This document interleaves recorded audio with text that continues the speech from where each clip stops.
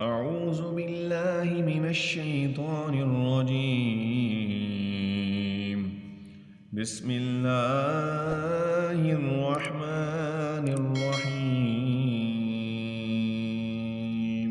وقالت اليهود عزير ابن الله وقالت النصارى المسيح ابن الله، ذلك قولهم بأفواههم يضاهئون قول الذين كفروا من قبل قاتلهم الله أنى يؤفكون.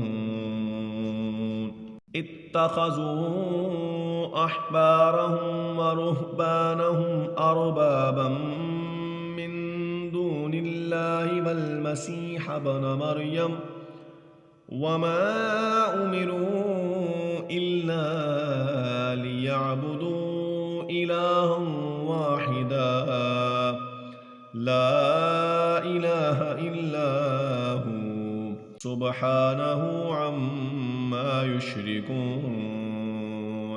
يريدون أن يطفئوا نور الله بأفواههم ويأبى الله إلا أن يتم نوره ولو كره الكافرون.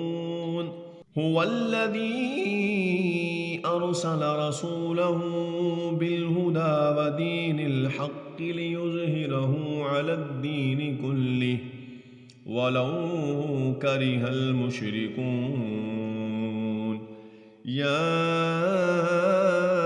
أيها الذين آمنوا إن كثيرا من الأحبار والرهبان ليأكلون أموال الناس بالباطل ويصدون عن سبيل الله، والذين يكنزون الذهب والفضة ولا ينفقونها في سبيل الله فبشرهم بعذاب أليم.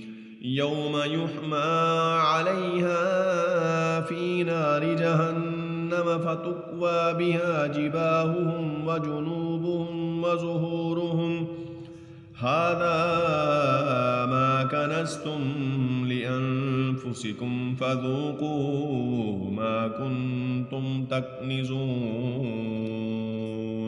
إن عدة الشهور عند الله 12 شهرا في كتاب الله يوم خلق السماوات والأرض منها 4 حرم ذلك الدين القيم فلا تظلموا فيهن أنفسكم وقاتلوا المشركين كافة كما يقاتلونكم كافة واعلموا أن الله مع المتقين.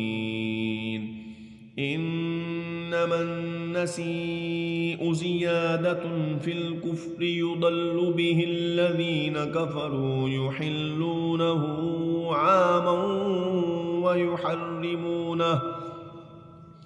ويحرمونه عاما ليواتئوا عدة ما حرم الله فيحلوا ما حرم الله.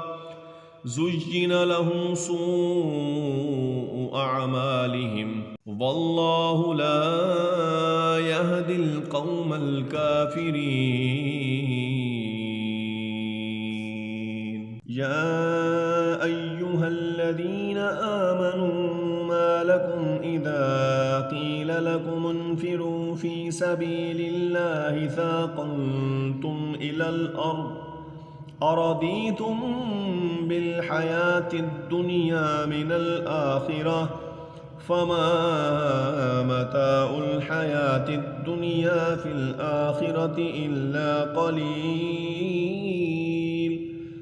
إلا تنفروا يعذبكم عذابا أليما ويستبدل قوما غيركم ولا تضروه شيئا والله على كل شيء قدير.